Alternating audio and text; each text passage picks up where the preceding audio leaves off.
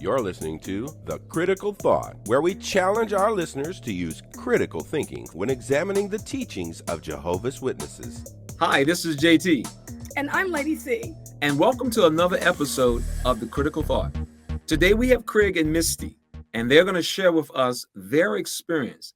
Their experience is somewhat different than what we've often invited people on to talk about.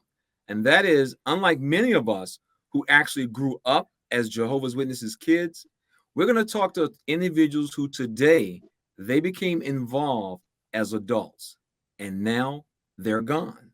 And we're going to see how they got in as well as how they got out. Welcome, Craig and Misty. Thank you. Thank you. All right. So we're glad that you guys could take time out of your schedule to be on the program. And so what we're going to kind of talk about is, since you guys were not born in or raised in the religion, how did you come into contact with the Jehovah's Witnesses? Sure. Well, for me, I was raised by my dad. By himself, he raised myself and my three brothers. And I remember a time when we were real little, and he took us to a Kingdom Hall. I'm not sure what prompted that, but he did take us. I think we went like 2 times, and we never went again. No one started a Bible study with him. I remember it being the most boring thing I had ever experienced in a church, because I'd been to other churches and kids get involved. They go take them to Sunday school and whatnot, and that was I was glad we never went back. But then fast forward some years later, and had just moved to California from Texas, where I was raised, and we had our little daughter, and we moved into my dad's girlfriend's house so they could move in together. And we got a knock on the door from a couple of sisters, and one of the sisters, newly out in the ministry, says, "Hey, I used to live here. This is my old house." And they didn't really witness to us that day. They just came in, and I let them come in, and they checked out the house. She got to see where she used to live, because some time had gone by, and then we had a cat that we were trying to get rid of, and she said, "I'll take the cat." And she came by later and picked up the cat. And then that was it for a while. We didn't ever hear from her again for a while. And then dad and girlfriend split up. They were going to church pretty regularly together. And of course, he didn't want to go to the same church that she was going to. And he still wanted to progress in his spirituality, I guess. And he found himself at his local Kingdom Hall. And they scooped him up, and they started a Bible study with him. He studied with one of the elders and his wife. He would go to their home and study.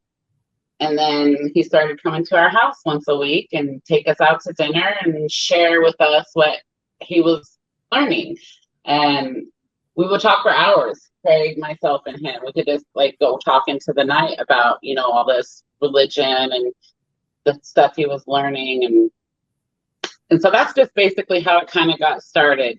And then that same sister that came to our house that first time ended up coming to our house where we were living at, where we had moved. And just by chance, was like, "Hey, I have your guys' cat." And we're like, "Hey, you have our cat. How's it doing?" It kind of started something. So I don't remember how our Bible study got started. I don't remember if it was through that sister or through my dad. But the next thing I know, because we kind of wanted to learn more, I know I did, we ended up having a Bible study with this young couple for a little while. And I enjoyed it. I looked forward to it. Craig, before the studies would start, he's like, "I don't feel like doing it. I don't want to do it." And I'm like, "Yeah, you're doing it. Let's do it." And then when we were doing it, he'd be all right, And then I liked the Bible, and I studied the Bible a lot. I knew a lot about the Bible, and it made me feel good to talk about the religion at the time when we first started. Yeah. And then the Bible study kind of ceased. I think they moved, and then we moved, and I'm not sure why someone didn't replace them. My dad was studying on his own with the Witnesses, and he was attending meetings in a congregation in a town over from us. So he was continuing and strengthening in that, and really talking about this was what he wanted to do. This felt right for him. And then we moved again, And that same sister kept coming to our door, came to our door again, and somehow we started studying with her. And at that time, like, Craig was kind of resistant against it, but still he went along with it. Yeah, I was trying to talk her into not doing it. Don't do it. But it just, I couldn't do it enough. It didn't work. I just thought he was like, I don't know, like being a jerk or whatever. I'm like, yeah, come on, it's Bible stuff, you know, like you're learning real stuff from the Bible. What's wrong with it? And so, yeah, that's how it kind of came out to be. So, Craig, let me ask you a question. You said that you knew the Bible somewhat. What was your religious background in terms of your family and everything? I grew up Baptist. Then I was saved about, I'd say about 10 years ago. Jesus, God came into my life and saved me. And I started studying the Bible every day. And just, As a couple, though, we didn't really study the Bible prior to Jehovah's Witnesses coming into our life. We did like dabble with some churches here and there, but we weren't like religious people, you know. Religion wasn't like the biggest part of our lives. I was thinking of getting us into church and start going to church. So yeah, we were going to a Baptist church off and on, you know. But that was something my dad had also mentioned while he was studying. Hey, if you guys got a church you want me to go to, I'll go with you. You know, he was open at the time to finding somewhere where that spoke to him, you know. But he never went with us. We never did go together. What was your experience like in the Baptist church? It was okay. See, the thing about it, well, I don't believe in the Trinity. I never have, even as growing up, Trinity wasn't part of my Baptist church, so I've never believed in it. And that's what got me on with Jehovah's Witnesses, because they did not believe in the Trinity. It was just a governing body after that got me turned off. You know, the Baptist church and the Trinity, now the Trinity's all in with it and everything. So that I don't even go to church anymore, hardly, because you can't find a church that doesn't preach the Trinity anymore. But it's kind of unusual, because I know like a lot of most of the Baptist churches, especially where I'm from in North Carolina, they oftentimes supported the teaching of the Trinity. So I guess right. I guess with so many denominations, you can definitely get a variety of different teachings as you go from one church to the next many times. That's true. Yeah, because I've been to Church of Christ, you know, I've been to Baptist, I've been to Methodist, been to just about everything. Yeah. Now there's two different paths that's being taken here. Misty is deciding to become a baptized Jehovah's Witness, but Craig is saying, hey, no, this is not for me. So which one is easier? Maybe I should do Craig first. Craig, what was your reasoning for not wanting to become one of Jehovah's Witnesses? Well, the governing body, and knowing that there was, you know, I would go to the conventions and to the assemblies, and I would just study what was going on, think about that, hey, this isn't the right thing to be doing, because, you know, you don't need a governing body to tell you what, you know, what you need to study, what you need to do with the Word of God, or, you know, the Bible, the changing of the Jehovah and all that is just step back and thinking about what was wrong with the Jehovah's Witnesses, and you know, just. And he would also, if I could add, he would watch apostate videos. He would watch and read things, and you know, so he was more aware and researching things, and would try to show me, but I was like, of course, no, you know, that's just some people with an axe to grind or whatever, you know, and stuff. And I would wear a cross. Yeah, I wanted to talk about that. Okay, yeah, it was bad. You know, I would wear a cross around my neck, and she had something to. What was it you said about the cross or something? Well, just how the study when he had decided to stop studying with the sister who was coming to our house, and we were doing the regular Bible study once a week, and he was resistant to it every week.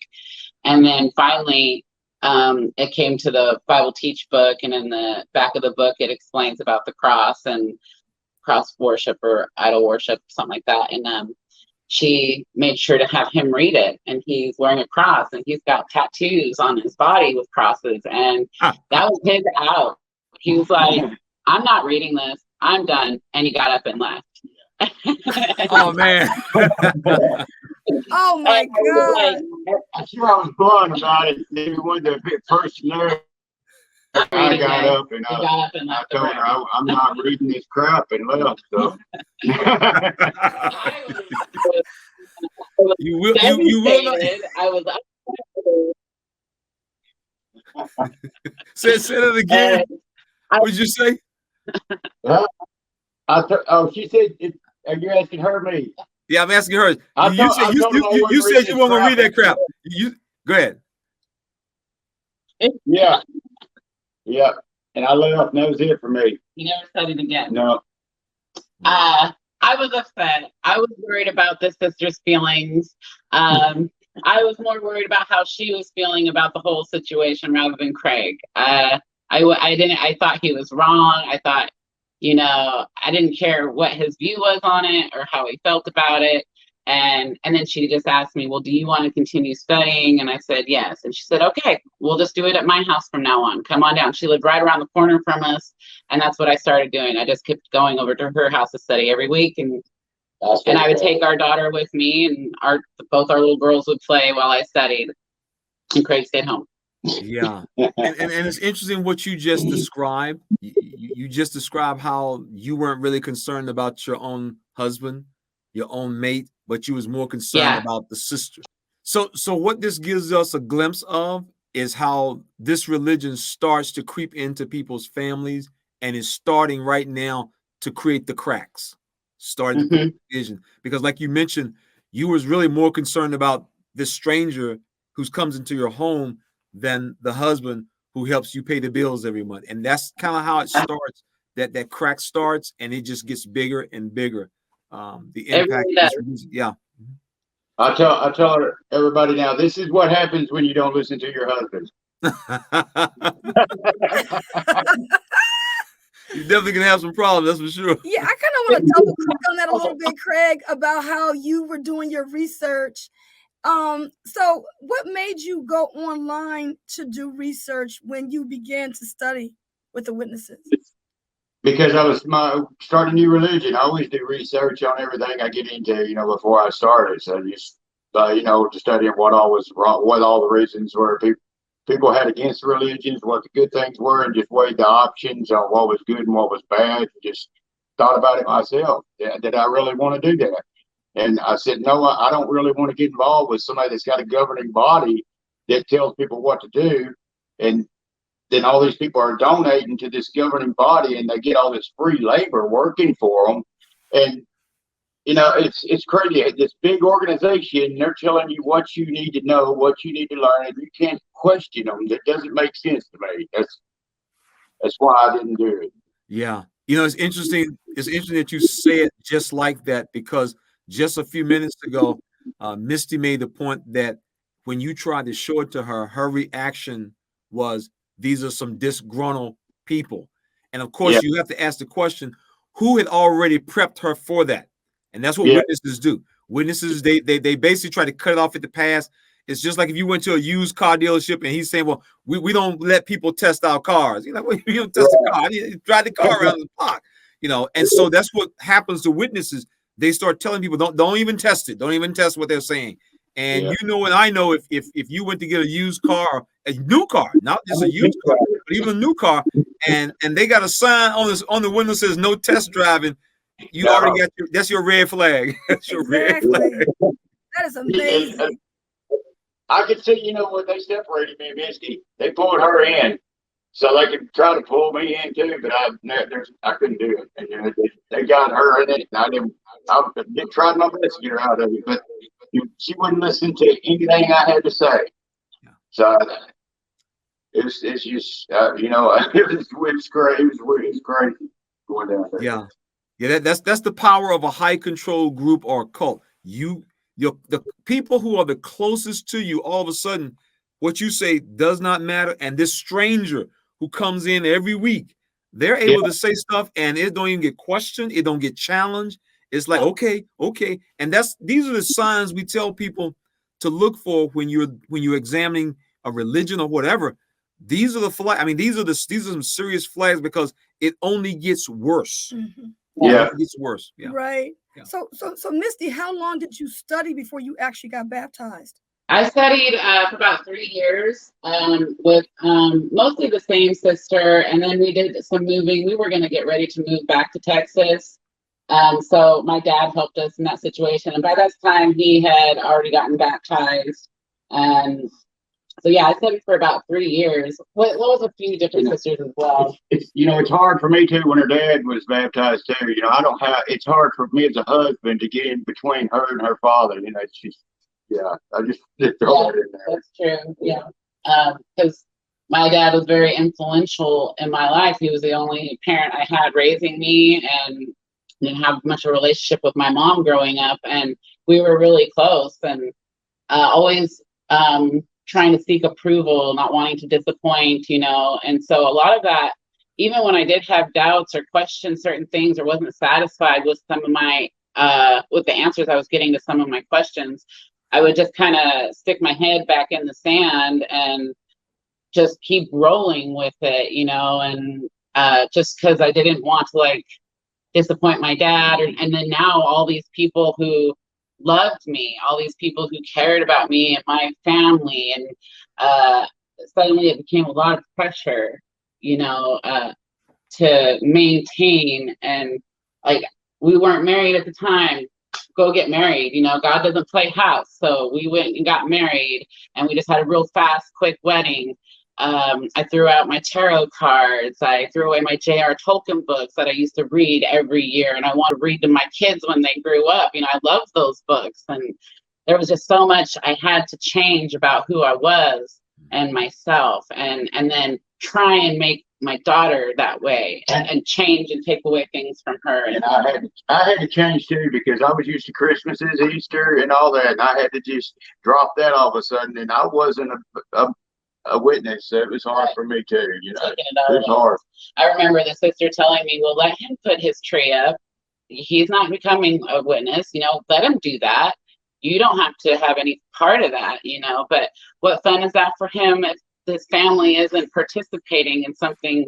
It just got to where he just gave up. He threw his hands up in the air and just, it was just, what could he do? Yeah, Craig, I understand exactly what it was like, because that's the way it was with my father. My father was not a witness, and so the elders told my mom, he can, he's the head of the house, he can put the Christmas tree up. But my dad was like, "Well, it ain't no fun." I mean, it's like you got a baseball bat and a glove, and you don't have 8 other guys to play with. It's like, what's the point? Right. And that does cause that rift. I mean, it really messed our family up as well. Yeah. Well, that'd be really, really challenging. So at this point, Craig, what about your family? Did you have any family that were not Jehovah's Witnesses? I mean, because you weren't raised a witness. So do you have a big family that you still can hang out with, even though your wife and family is doing this? At that time, I was in California by myself. No family. It was all my family. All my family lived in Texas. Yeah, it was all her family. So I didn't have nobody there but her. And yeah, she had the witness friend circle to work with. You out there by yourself, maybe didn't know anybody, and all your buddies and everybody you knew were out in another state. But see, she had this circle of people, and that's what makes this thing work. They circle around, like your wife. If she says anything about you, they circle around, and so you become enemy of the state. I mean, I was. Right.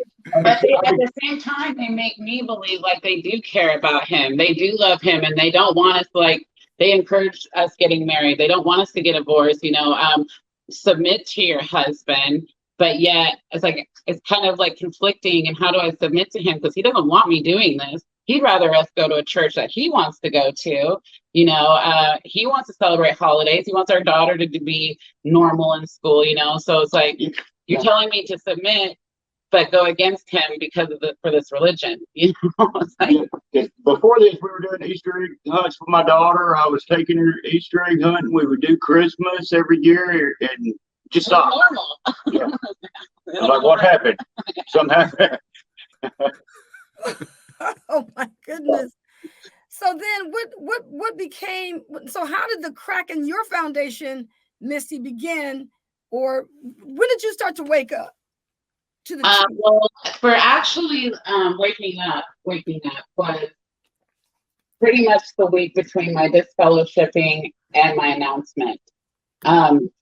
All this time leading up to it, I had doubts and I was struggling, and I just kept thinking it was me. All the problems were me. I wasn't being a good enough witness. I wasn't praying enough. I wasn't studying enough. I didn't read my Bible enough. And so it was just, it was all my fault, and not anything else. I wasn't aware of anything that was happening outside of this organization, because I didn't want to look.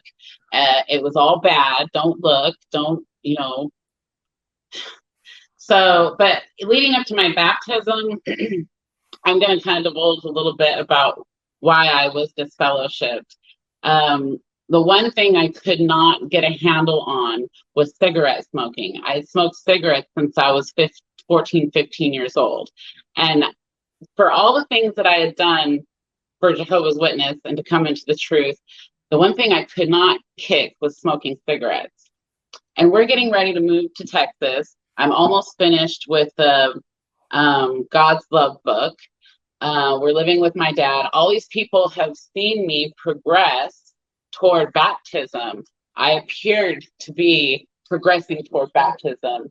He was a smoker too. He still is too. So it's like, I wasn't ready. I knew I wasn't ready. But I had to, I was like, okay, I'm getting ready to move. All these people have seen me, grow in this religion. All these people love me. How wonderful it would be for them to see me get baptized. I'll get a handle on the smoking. I'll stop. That's, it's just me. And once I get done and I quit smoking, no one will be the wiser. God's going to know. But I was more worried about the people in my life, not God. I was worried about what my dad thought. I was worried about all these people. The people end up being my God, not God himself. So I went through with baptism so they could all see me get baptized. And then right after that, like a month later, we moved to Texas. My dad helped us move down here. He took me to the Kingdom Hall. He went to the Kingdom Hall with me to help me get established. He's a real people kind of person, and introduces us and here, this is it. This is where you're going to be, and then I just kind of maintained it on my own for 7 years. So that's how it all kind of happened. And I felt free moving to Texas, away from everybody, away from my dad, because then I felt like I could do the truth the way I wanted to, which was kind of half-assedly, as much as riding the fence is what I say. You're riding the fence. Yes. You either got to have your legs all the way in or your leg all the way out. You can't ride the fence. And it hurt him so bad. It was like, why are you doing this if you can't go all in, And somebody preaching to me what I need to do, and they're smoking at the time, don't do that. I don't need to hear some preaching with somebody that smoke or don't do what God wants them to do, That's the religion, Right. Yeah, that's one of the challenges. That's one of the challenges witnesses have, is they end up having to live a double life. Yes. And I think the point that you made is very important to understand. The reason people are living a double life is not because they are concerned about God sees me. Mm-hmm. This is an organization where you're really into pleasing people. You're very concerned about the image. Yes. And so your concern, like you said, your concern becomes, what about the brothers? And that's the way the organization is actually structured. Mm-hmm. Yeah. Everything in this organization is about, how does it look? Right. How does it look? That is huge in this organization. It is. I would feel so proud. I'd get his parents to come to Memorial with us. I got my husband to go to Memorial. I get my husband to go to convention. Not necessarily proud, but it was a way to look at, I'm doing so well spiritually. I'm getting my family to get interested or come or to these events, and so it was able to look, Dad, I'm doing great. He's back home in California, and and I get the pat on the back. Oh, you got Craig's mom and dad to come, and I don't know. It was they hated it, my mom. Oh man. Yeah. We were really some heavy duty people pleasers. Public image, public perception, how we look. That is what That is why Jehovah's Witnesses are able to have the type of issues behind the curtain that they have now with the abuse, because the front image is so wonderful. I mean, it's like, once again, it's like that nice looking shiny car, but you don't want to look up under the hood and you see what's under there. And that's what this religion is like. They do not want you looking under the hood. Exactly. No. And so Misty, so you were like a witness for 7 years and then you got disfellowshipped? yes. Yeah, we weren't getting along. He had sent that I typed up a message about her. we were in an argument, and he sent, and he typed out a text and pushed the send button on that text to the elder about Missy smoking, been smoking ever since she got was baptized, you know. He turned you in. I was like, he turned me in. I was She was so mad. She was so stressed out. And I had so much anxiety about it. I was so sick over it. That ought to tell you something right there, that it's not good. It's not a good situation to be in if you're going to get that stressed out about that. You know, it was crazy. I was so scared about my dad finding out, and he probably may have never would have until I'd gotten this fellowship. And I went ahead and called him right after he sent that text before I even heard from any of the brothers. And I just wanted him to know, I want to hear from me. Hey, this is what's going on. I've been smoking. I'm not even sorry about it. Craig told on me, you know. And my dad at first was like, Wesley, why would he do that? You know, like, whatever. Like, at first he was just like, he didn't understand why Craig had done that. Like, he didn't think it was like, I don't know. So I had to figure out some way to get her out. I've tried everything in the world. So I said, maybe this will work. Yeah, you know, it's interesting that you said, because it just goes to highlight that at the end of the day, there's so many things that take place in this organization that has nothing to do with concern of God. That's right. Yeah. Everything, the fact that you knew, if I send this to the elders, it will get you in trouble, and that's amazing. And we was talking about, that's one of the problems with this religion. I was telling my wife about a situation we had in our hall, very similar, only in this case the person had a drinking problem, and I went with another elder to this brother's house, and we just kept telling him, you need to go out and field service more, you need to preach more, you need to study more, you need to go to the meetings. And the reason why is because what this guy actually needed was what you see often set up in other churches. In other churches, they may have an AA, right, to help people deal with alcohol issues, and then the same for a person who has an issue with smoking.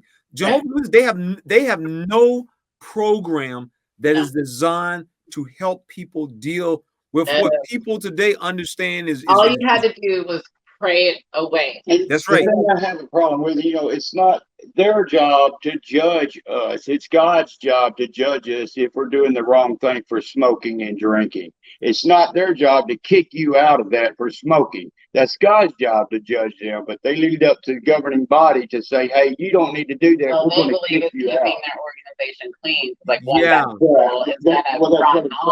it was God's job to judge that, not the governing body. Yeah, and what makes it so ironic is when it comes to their attention that one of the sheep is sick, what do? They kick the sheep out. Yeah. they kick the sheep out. Yeah. And so the way this organization actually runs, it literally runs in many ways, literally counter to what Jesus would do. Absolutely. Yes. I remember a brother asked me, he was a good brother, good, just a good guy. And he would always ask, he said, I always ask myself, what would Jesus do? I asked the same thing. And if you were an elder or you were a witness and you say, well, how would Jesus have dealt with this person? And I think that probably the greatest example is that of the Pharisees, when that woman who was a prostitute, she was selling herself. The Pharisees, they ready to kill her. And the reaction that Jesus had was, no, we're not gonna kill this woman. And so it just goes to show that if you look at the way because the organization, the first thing they want to do is, how can we get this person? Yeah, because they made us look bad. Other folks know about it. That's we got to show people that she doesn't belong to us. So like the whole thing is, if you, Misty, would have been seen by somebody that was not a Jehovah's Witness, and they saw you smoking. Right. And that was one of the say, questions. yeah, they want to be able to say, she is not a witness. Yeah. Right. She's not a witness. That's something that came up when he had asked me, the elder, it said, does anybody else know about this? That's Does anybody else know smoke? No. That was the Just hardest like- thing in the world to hide, was drive around and find a place to park. Yeah. stressful. Yeah. But you know, that is the number one question. The number one question that takes place in most judicial meetings. The first question is, who knows about this? Right. And based on the answer that you give in so many judicial cases, it will literally determine which way this thing is going to go. Yeah. So it has nothing really to do about the person is fallen down, made a mistake. You know, we need to help this person get back. No. We got to take, as I always say, we have to protect the brand. Right. Now, Misty, how long did it take for you to get this fellowship? Did they do something? Well, because of the pandemic, this all happened during the pandemic. So we're not meeting at Kingdom Halls anymore. We're doing Zoom meetings. They're not having judicial meetings at the Kingdom Halls. They're not to be used for anything. And they didn't have any AOK to do judicial meetings over Zoom or phone calls. So it's like, we really can't do anything about this right now. We're just going to just sit tight, get a hold on your smoking, pray. Call me if you need to, this elder says, whatever it is, go handle them. He's sending me different magazines with articles of smoking, and then also always bringing up, Jesus' sacrifice for me, and I'm not respecting that or appreciating that by smoking. So I had all this work to do before my disfellowshipping, and he made it sound like if you get a control over this, you probably gonna be okay. It'll be all right. So I tried. It was 6 months. It was a year. It was a year. That's right. It was a year. I was a year waiting for that a judicial meeting. Yeah. Wow. So then when did you have the meeting? You had the meeting what? We had the meeting a day before my 40th birthday, this last April. They decided to go ahead and have it. They were allowed to do them over Zoom. I had to go lock myself in my bedroom to make it private. No one could hear what was going on, obviously. And it was just the three brothers there judging, hearing my story and how everything came about. So, and then it probably took about an hour talking to them, crying my heart out, and I just felt so ashamed and so guilty. And then I was made to feel even worse, like, this is why my husband never came into the truth. How obedient have I been to him? Do I think I have a problem obeying my husband? And so there was a lot more like burden thrown on me for that, why he wasn't coming into the truth. And then they deliberated for about 30 minutes and then came back and said, well, we've decided to disfellowship you. You can't come, you come to the meetings, but you can't have any contact with anybody. Please adhere to that. Don't talk to anybody. Just come in, get on. As soon as it's all over, get off. To show your repentance, work on your spirituality, work on your relationship with God. Pray, study, read your Bible. And in about 6 months, you can try and be reinstated.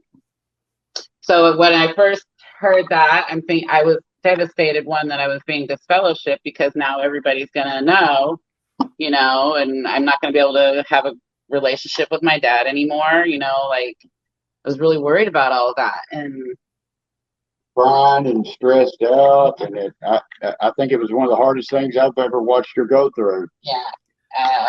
Yeah. But so when they first said all that, like what I needed to do to come back, at first I was sitting there telling myself, okay, they're right. I do need to do that. I have not been doing what I'm supposed to be doing. I've not been doing this the right way. I can do that. I can take this time to do that. Well, then I was thinking, why? Why? Why? You don't like doing it. It is burdensome. They tell you it's not burdensome. They read you that scripture, and it is the biggest burden I've ever put on myself and my family. Getting to conventions, getting to meetings, scrounging up money for all that, dragging my kids who don't want to go, fighting with my husband over so many things. It was the hardest, most burdensome thing in my life. And I was like, why am I going to keep doing it? Yeah. I always tell people, as a witness, it is such a burden. And when you look at what the burden actually is, it has nothing to do with stuff that God requires. Right. That's why Jesus says my load is light. Yeah. And so you have to ask the question, if Jesus says my load is light, why am I burdened down? Right. And then you start looking at what you're carrying around. Mm-hmm. You know, I mean, can you imagine if you have a purse or a knapsack and you're like, this thing is heavy, this thing is really heavy. Yeah. And someone said, well, what you got in the bag? And then, let me look in your bag and see what you got. And you got cinder blocks and bricks in there. Yes. These bricks out of his bag, man. All you supposed to have is your tennis shoes and a pair of short pants. You got cinder blocks in your bag. I know. It's crazy. Dragging all that around with you, that guilt burden and worrisome and everything. Yeah. Yeah. I mean, that was the way it was for us. Yeah. As an elder, as you know, as a married couple, you in the organization, you never can run fast enough. You never can jump high enough. No, you can't. And I remember a situation when we were married, and I think it was after. Which one? I think it was after he got appointed as an elder. I can't remember if he was a servant or an elder, but I can still see this day like it was yesterday. And I decided I was not going to the meeting. And so I went back to bed. You know, I got my pajamas on. I went to bed. And JT came in our bedroom and stood over me and said, get up and get dressed so you can go to the meeting with me. And I was like, I'm not going anywhere. Yeah. You know? Yeah. And of course, you know, when I told him I wasn't going, he let it go. But I remember his mother, when I told her about it a long time, like after it happened, and she told him that if I don't want to go to the meeting, don't make that an issue. You know, so she told him to just back off. Yeah. You know? And the reason, of course, is once again, it goes back to how the culture of the witnesses is how you look. Mm-hmm. And so when you have an elder whose wife is not at the meeting, where's she? Right. What's this JT? You know, she'll miss 2 meetings already. You know, yeah, that's the kind of stuff you deal with. It was hard. Yeah, and our congregation was kind of unique because we had a lot of single sisters in it. We had 40 single women in our hall. Wow. And so with our elder body, most of them were much older men. Mm-hmm. You know, 50s, 60s, and I was in my 20s, 30s. You know, and so there were so many things you just had to be careful about in the kind of hall I was in. Yeah. You didn't really want to go places without your wife. You know, I mean, it's this organization, man, is just. It was rough. I mean, it was rough. Yeah. I mean, constant judging. I think just people looking at me and saying that, you know, you're not out in service enough. You're an elder's wife. Why are you working full time? You could be pioneering. All that. I can imagine. It was a hot mess, and you just felt like you felt like people just didn't like you because you were an elder's wife, and they thought you should be doing more. Yeah, right. And you didn't have any kids. In our area, they used to call couples like us dinks, D-I-N-K. Double income, no kids. Both of you are working. And as you know, when you go to the assembly, every year when you go to the assembly, there's always that talk where that brother's going to say, now, brothers, when you go home, pray about, can somebody in your family give up their job so they can pioneer? And that was, and so when you would get back from the assembly, they'd be like, so what y'all going to do? What y'all going to do? Right. It was rough. Oh, man. I bet. Yeah. So all of this is all brand new to you. So then, Misty, how do you end up finding? Because I found you on Facebook. Yeah. When I saw your write up about your story, I was like, we got to get them on to tell the story. You know. So how did you wake up after that? So when I told myself, like, why do you want to go back? I started watching YouTube videos, and I think the very first guys I found were you guys. I think I typed in like Exjw or something, and your videos started coming up, and I was really intrigued with the fact that JT was an ex-elder, and that really resonated with me because I looked at all the elders like being so like spiritually strong, and they're our leaders, they're leading the flock, and it really like just kind of comforted me like in a way because I'm thinking like ex-Jehovah's Witnesses, they're not repentant, they're not sorry, they're all just like a screw up like me, and it's not someone who was so like spiritually strong, and so I don't know, it made me feel better and it made me feel good. And then I listened to Amber Scoro's book, Leading the Witnesses on Audible, and I listened to how, she came about getting out and what her experience was and the things that Jehovah's Witnesses would do to make that work over there for them, and it was just like, that's funny, like there's a standard that I believed in, and I can't seem to achieve myself, but really they're not even maintaining those standards. And and nobody knows about that when they're on the inside, and then I started watching Lloyd Evans' videos, and that was him day and night, there's one video after another, like, he's just like, you still listening to that guy? Like, these were all the videos that I was watching before she joined.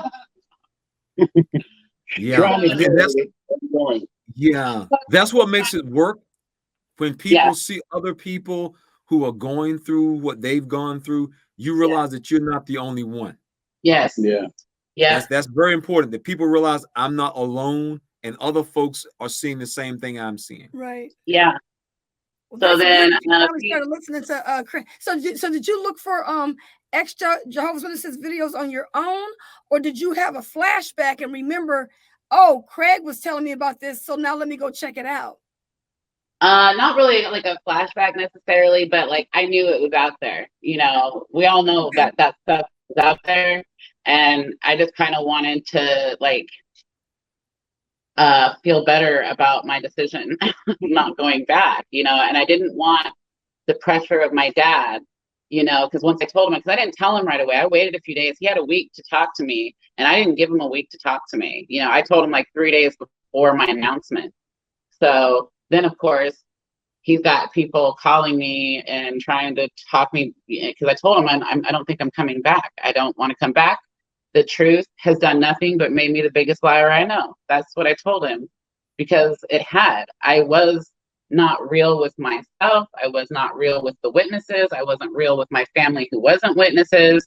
I didn't like it. It was just it was a heavy load to carry for a long time, and I just didn't want to deal with it anymore. And it felt freeing. It was liberating to not hide anymore. You had that pressure lifted up off of you. Yeah. It's like, it's gone. I'm free. Yeah.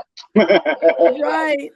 Well, I'm just kind of curious. Like, were you smoking the entire 7 years that you were baptized? Yeah. Yep. And no one ever smelled the smoke on you? No, I got so good at covering it up. I would make sure I wasn't wearing my meeting clothes when I would smoke a cigarette. I make sure I brush my teeth and a little perfume, wash my hands. It was like a routine to maintain. Yeah. It's an interesting story that you're telling about smoking, because my father has aunt. And when I say that, she was in her 70s and she was a Jehovah's Witness, and, we would go visit her, but we did not know that, she was, we don't to this day, and she died years ago, but we think she was disfellowshipped, but we just think she wasn't saying anything to us. And my mom, when we would go visit, she would be, my mom had a real keen smell for cigarettes, because my mom used to smoke many years ago, so she knows the smell of cigarettes. Right.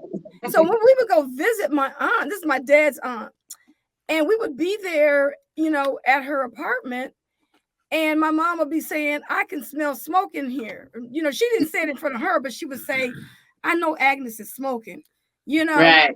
Right. And so That attaches to everything that smoking does. Then she got my cousin, and she would ask my cousin, is she smoking? And my cousin was like, that's none of your business what she's doing. But the bottom line is, we believe that she never stopped smoking when she became a witness. Yeah. And we think that's why she got disfellowshipped. Yeah.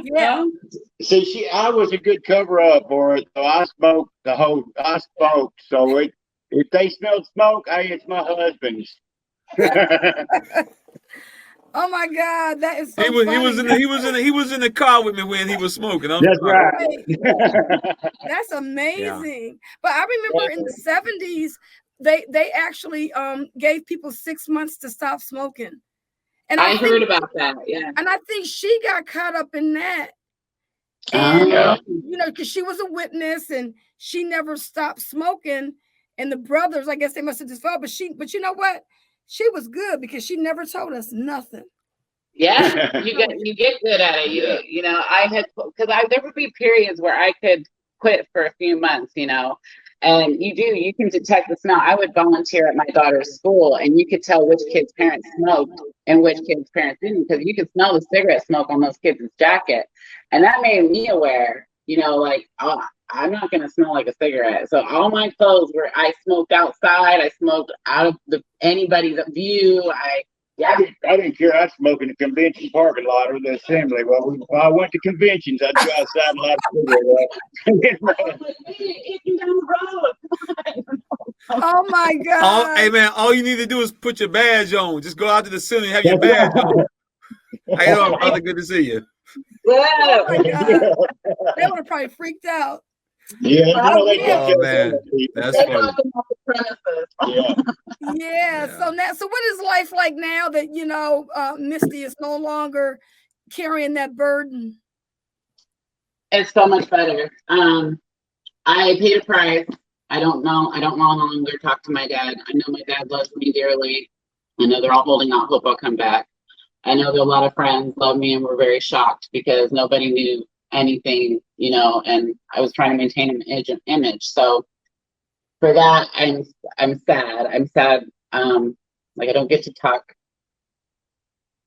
to Dougie, my dad, anymore. Yeah. Man, sorry to hear that. Yeah. That's terrible. So, yeah. But it's like it wasn't worth it to destroy this family. It wasn't worth it to destroy myself and not be myself. Yeah. So it's better. I feel just so liberated, so free, so much happier to just be myself and live how I want to live. Yeah. Yeah. We'll take time. We'll take time. Yeah. You know, I'm gonna tell you, it's really, this is the part of this religion. It got weird. That's okay. You know, this is the part of this religion that people don't understand. If you were to go and tell your next door neighbors, if you were to go down to the supermarket and be talking to somebody, or if you go to work and you're talking to some of your colleagues, and you were actually to tell them, my dad doesn't speak to me, and they would say, I'm sorry to hear about that. You know, what happened? And they will be thinking that you stole $5,000 from him, or you know, you took his tax check or whatever, his Social Security check, and then you say, "'Cause I smoked a cigarette," right? And they will be like, "You mean that your daddy don't talk to you because you smoked the cigarette?" I mean, they cannot. That will not register in people's mind that you will destroy your entire relationship with your child, your grandkids, because somebody smoked a cigarette. Right. They don't make any sense. Now, this is what makes this so interesting about this religion. Your dad, like our parents, they will start to get up in age. And even though they will cut you off right now, I hope this doesn't happen, but we see it all the time. Mm-hmm. He will reach an age where he will probably need some assistance and care. Right. Do you know who the elders will tell him he needs to go and talk to when he goes to them to get assistance and care? Me. He's going to tell you, don't you have a daughter? And this is where we are now, because many of us are at a point now in our age, you know, we're reaching our 40s, 50s, and 60s, which means our parents are reaching their 60s, 70s, and 80s. Right. And they need help. And this organization, who they've been so loyal to, when the organization says, don't talk to your son, don't talk to your daughter, they obediently follow those instructions. Right. Now they need something back from the same organization that they gave so much to. Right. They're going to tell them to come to you. Yeah. And that is really difficult. And that is really sad, because now you haven't spoken to me in 5, 6, 7, 10 years. I mean, we know people, parents haven't spoken to them in 20 plus years until they get that phone call. Oh, the brothers told me to give you a call. You might be able to help me out. And it's like, and it's hard to believe that this is what we were. Why is it okay then? You know, it's like, yes, oh, it's okay then. That's terrible. And that's terrible. So it's very unfortunate that the day may come where that phone will ring and they will say, I need some help. And you be thinking to yourself, I mean, that, we've talked to people, and that in itself is a challenge for some people. For some people, they say, well, okay, Dad, come on back. But there are other people we know, like, you know what? You go tell the elders to help you. So, Yeah, I mean, and it varies from person to person. I mean, you can't tell somebody what to do. They don't better than anybody else. But I mean, it's sad that it's sad because that's the situation they end up putting families in. And that's really the whole point. And that's what I was trying to, you know, like when I reached out to you, Misty, and I was like, you know, I wanted people to see how you had a family structure and everything, and people would, you know, weren't affected. Relationships weren't affected.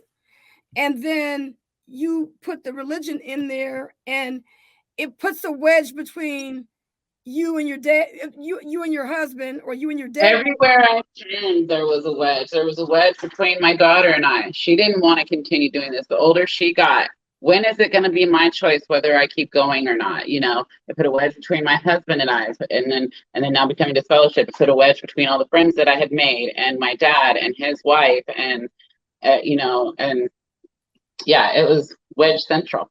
Yeah, that's a good point. Yeah, that's that's true. Yeah. And so you didn't have all these problems before. So no. And this is that we try to encourage people, like people that are watching this video, to let them know that when you are studying with witnesses, and you know, make sure you do your research like Craig was doing. Absolutely. That is the one thing, if I can say. Right. Yeah. That is so true. That is so true. That is so true. So you guys have any final comments that you'd like to make?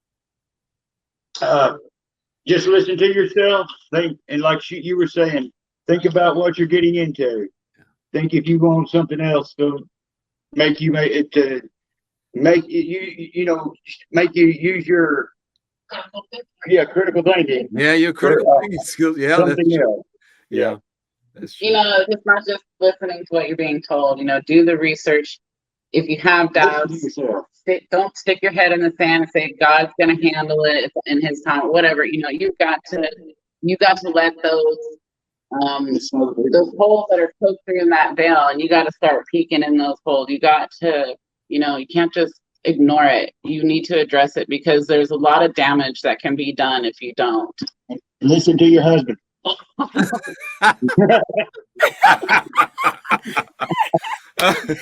gonna tell you, and that's really, you know, I mean, you guys really summed it up so well, because that's why we named our channel what we did, Critical Thinking, because we found that is typically the biggest thing that we fail to do, and as a result, we ended up either getting in this religion, either staying in too long.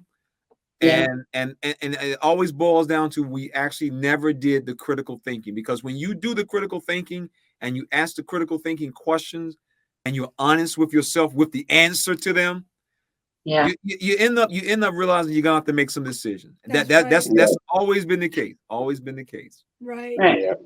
And everything that you do it for yourself, not just for everybody else, you know. And that was another thing that one of the last talks with the elder I had, when I told him about not coming back because I haven't been doing it for myself. I've been doing it for everybody else, you know. And he said, well, I agree with that to one degree, but then you have kids. Do you want your kids to die at Armageddon? You know, so maybe you should rethink that and start doing this for your kids' sake, you know. And but it has to be for you, you know. And then everyone around you is going to be affected with the decisions that you make. So hopefully you're making the right decision. And don't live to die. Yeah, and you know, they always throw in the fear. The fear factor is always thrown in, and after a while, the fear factor doesn't work anymore. It just no. Yeah. Right. Well, yeah, we want to thank you all so much for coming on and sharing your story, and we wish you the best, and hopefully one day you'll be able to rekindle your relationship with your father. Yeah. Thank you. I appreciate that. Thank you. Thank you for having us on. We really enjoyed it. Thank you very much. You're welcome. All right. Thank you so much. This has been Lady Cee. And this has been JT. This program was sponsored by Critical Thinkers.